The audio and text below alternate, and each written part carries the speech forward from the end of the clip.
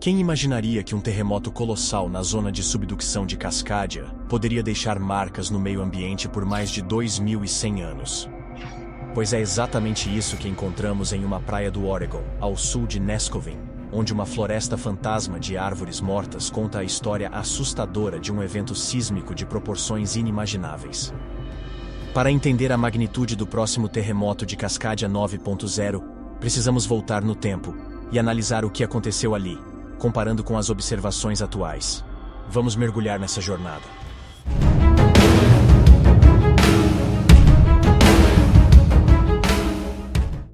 Os Estados Unidos têm uma longa história de grandes terremotos, desde os primeiros registros humanos desses desastres. A Califórnia, por exemplo, é conhecida por terremotos diários, embora a maioria seja tão pequena que passa despercebida. O Serviço Geológico dos Estados Unidos instalou uma vasta rede de sensores para monitorar esses tremores. No entanto, um dos terremotos mais marcantes da história do país atingiu a costa do Oregon há séculos, causando danos enormes na zona de subducção de Cascadia. Fique atento, porque o impacto desse megaterremoto do passado pode ser a chave para entender o temido terremoto de Cascadia 9.0 que está por vir. Há aproximadamente 2.100 anos, um evento cataclísmico criou várias florestas fantasmas, algumas localizadas a mais de 1,5 km para o interior. Esse desastre devastou milhões de árvores ao longo de uma faixa de 1.000 km, desde Eureka, na Califórnia, até o oeste da ilha de Vancouver, no Canadá. Em apenas 3 a 5 minutos, o solo em uma área de cerca de 55.000 km², equivalente ao tamanho do estado da Virgínia Ocidental, afundou de 1 a 2 metros. A maior parte desse afundamento ocorreu debaixo d'água, mas uma porção atingiu a terra, submergindo florestas costeiras saudáveis abaixo do nível do mar. Logo após o afundamento, um tsunami poderoso inundou áreas até 16 quilômetros para o interior. A água salgada sufocou as árvores, que já estavam sob estresse por estarem submersas, levando à sua morte rápida. Os restos dessas árvores ficaram petrificados, permanecendo sob a maré alta por séculos. Com o tempo, processos geológicos, como a deposição de sedimentos e o levantamento da costa, revelaram os antigos vestígios das árvores. A existência de múltiplas florestas fantasmas ao longo da zona de subducção de Cascadia é um lembrete angustiante da história sísmica da região. Essas florestas, formadas por terremotos massivos, têm idades diferentes. A floresta fantasma de Nescoven, por exemplo, data de aproximadamente 100 anos antes de Cristo, enquanto a de Copalis se formou em 1700. O fato de grandes eventos de subsidência terem ocorrido entre a criação dessas florestas sugere que outras podem ter se formado por volta dos anos 400, 700, 1150 e 1470. O culpado por trás desses desastres é o megaterremoto, um tipo de terremoto que ocorre quando uma placa tectônica é forçada sob outra. Esses terremotos, que variam entre 7,5 e 9,2 em magnitude, parecem se repetir a cada 250 anos, embora o intervalo entre os grandes eventos tenha variado bastante.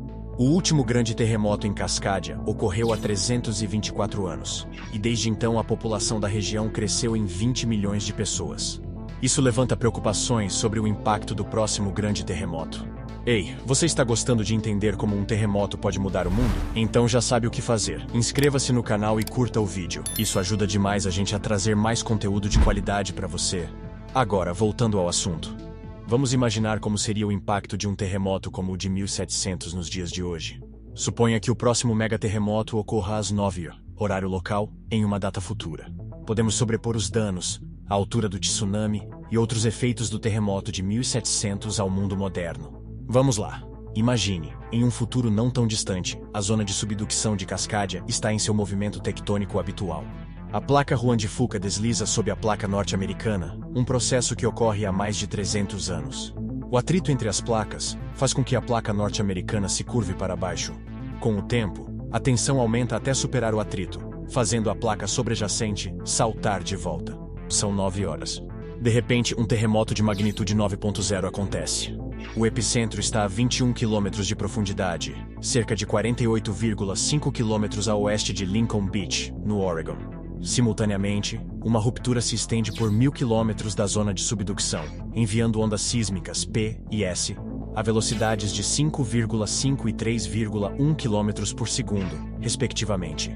Esse movimento rápido da placa norte-americana desloca uma enorme quantidade de água do oceano, gerando um tsunami gigantesco. Apenas 5,4 segundos depois, uma estação sísmica a 30 quilômetros de distância detecta um pico forte da onda P. Instantaneamente, um sinal é enviado a um servidor, que dispara milhões de alertas para telefones com acesso à internet. Em segundos, as pessoas são avisadas sobre o terremoto e o tremor intenso que está por vir. Vamos explicar as ondas P e S de forma simples. Imagine que você está em um campo durante um terremoto. As ondas P, primárias, são como um ruído alto que viaja pelo ar, comprimindo e expandindo o solo. Já as ondas S, secundárias, são como um solavanco lateral que balança o solo de um lado para o outro, dificultando manter o equilíbrio. 8 segundos após o início do terremoto, as primeiras ondas sísmicas atingem Lincoln City, uma das cidades mais próximas do epicentro.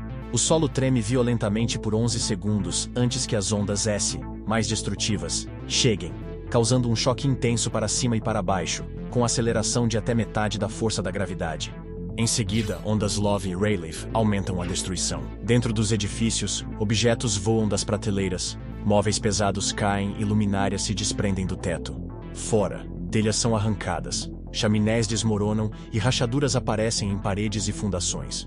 Esse cenário se aplica a construções de madeira e aço reforçado.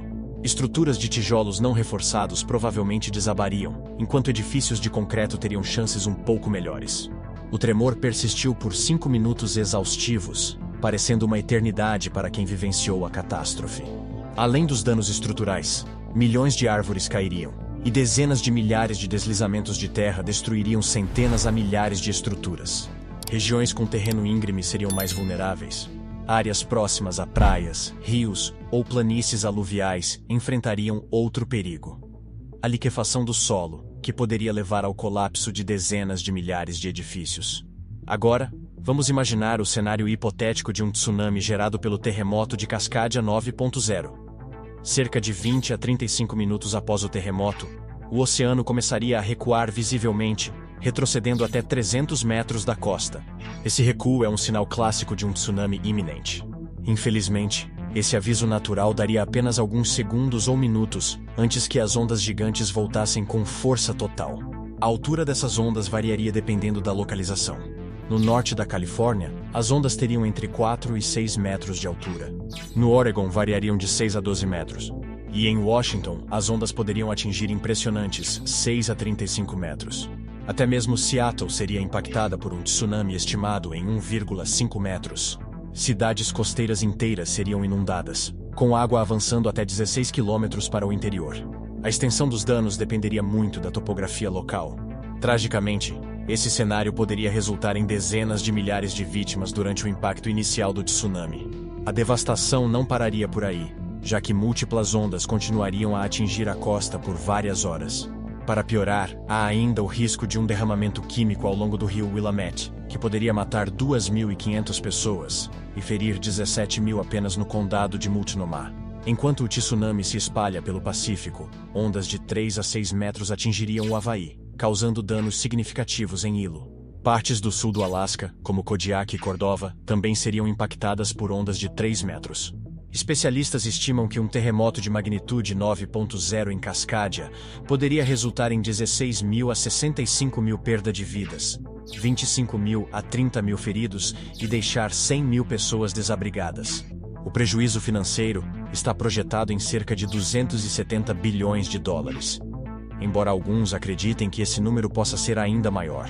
E os problemas não terminariam com o terremoto e o tsunami. Um tremor secundário poderoso, com magnitude entre 7,8 e 8,1, provavelmente ocorreria, seguido por milhares de réplicas menores. Além disso, o tremor poderia desencadear erupções vulcânicas na Cordilheira das Cascatas, incluindo uma possível erupção de tamanho médio do Monte Santa Helena. A gravidade desse cenário depende da magnitude do terremoto. Um evento de 7,5 causaria danos menos generalizados, mas o risco de um terremoto de 9.0 a 9.3 é real e assustador. Estima-se que a probabilidade de um grande terremoto em Cascadia seja de 1 em 250 a cada ano. As implicações de um evento como esse são verdadeiramente surpreendentes. Você acha que o próximo terremoto de Cascadia acontecerá em breve? Há alguma região que você acha que deveríamos analisar mais detalhadamente? Compartilhe suas opiniões nos comentários abaixo. E não se esqueça, se você gostou deste conteúdo, inscreva-se no canal e curta o vídeo. Sua ajuda é essencial para continuarmos trazendo informações sobre o cosmos, universo e também sobre o que ocorre, ou pode ocorrer, na nossa casa, o planeta Terra. Bom, por hoje é isso e até a próxima.